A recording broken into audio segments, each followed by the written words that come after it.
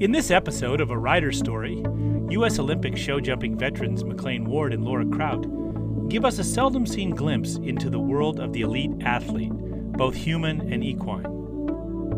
McLain will tell you that he knew foolishly enough that he was going to ride in the Olympics at the early age of 12. Laura, on the other hand, didn't believe the Olympics were a reality for her until she actually made the show jumping team for the first time in 1992, after turning in a strong performance during the grueling selection trials. Join us as we learn how these two riders with very different backgrounds came to share the same podium with their gold medal winning teammates in Hong Kong, and how the lessons learned along the way make them the role models they are today.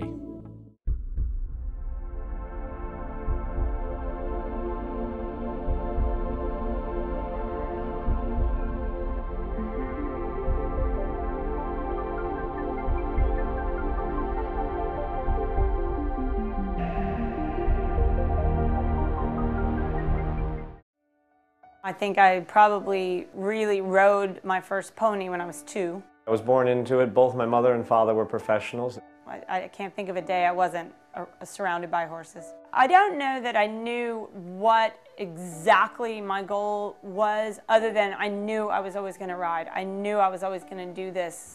I grew up in Virginia, Harrisonburg, Virginia, and my mother was as horse crazy as we were, so that's how we got involved. And she trained a little bit some students up there, and so I just remember, I can barely remember it because we left there when I was 5, but we behind our house was a field and the horse was in the field. And I think when I was 3, my mom looked out the back window and I had gone over to the fence, climbed the fence, and gotten on the horse loose. And I'm sure it gave her a complete heart attack, but I just had no fear. My father had set up early on for me to ride with Paul Valliere. Also, both my mother and father taught me considerably. My father not till a little later on with the jumpers. So it was always available. I wouldn't say in the beginning I was pushed to do it, but it was definitely there.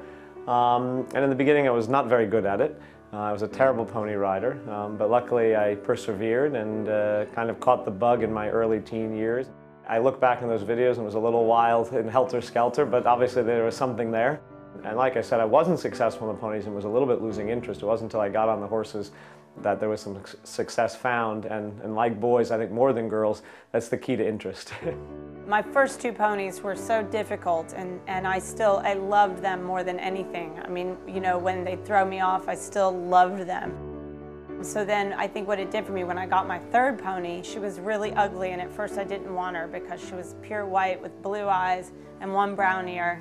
And my other ponies had been beautiful, so at first I just thought, well, I don't want this ugly pony, but she was the best pony ever, and never did anything wrong, and really got me learning how to jump and compete and get to a higher level within the state of Georgia, and got me recognized by my future trainers.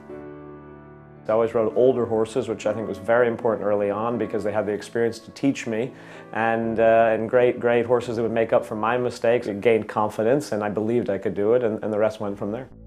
We always find it amusing when people come to us and say, oh, I want to buy a young horse for my child. And they say, well, would you send your child to university to learn from a teenager? And they say, absolutely not. Well, what's the difference in this? The horse is the greatest teaching tool. And if they don't have the experience to deal with the situations that are going to be presented by the mistakes that juniors and amateurs make, you're not going to get very far.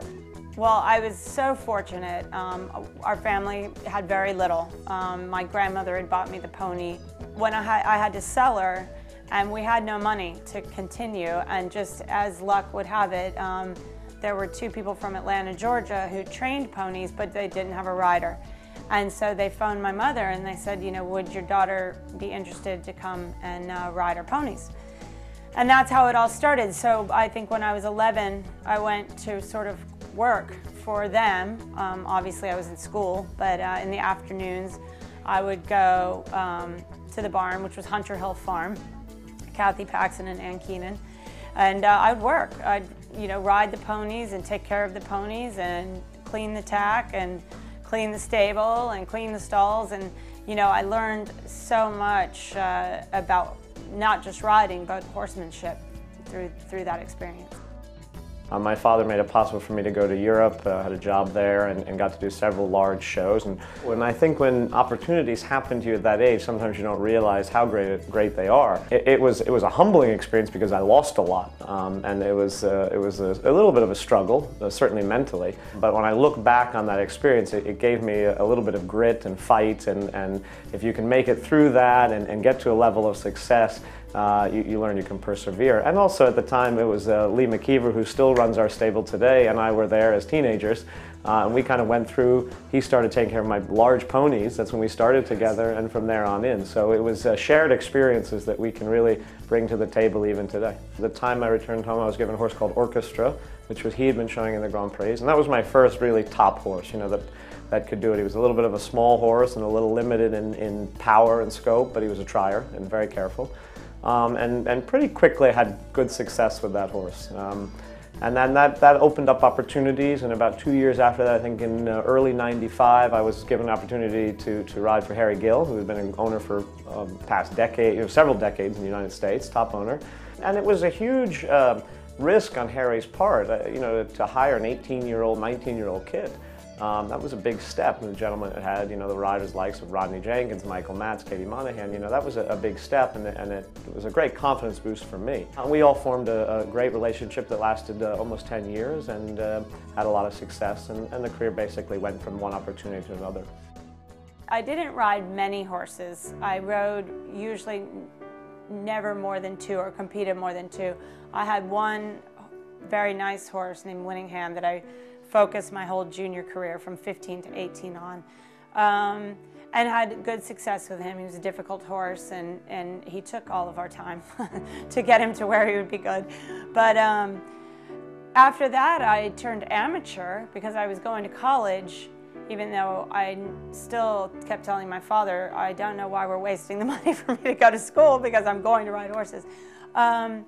I did that for a year, and then said to my father, you know, this is really, I really want to do this sport. So I just turned professional and started up my own business, and yeah, it's just gone on from there.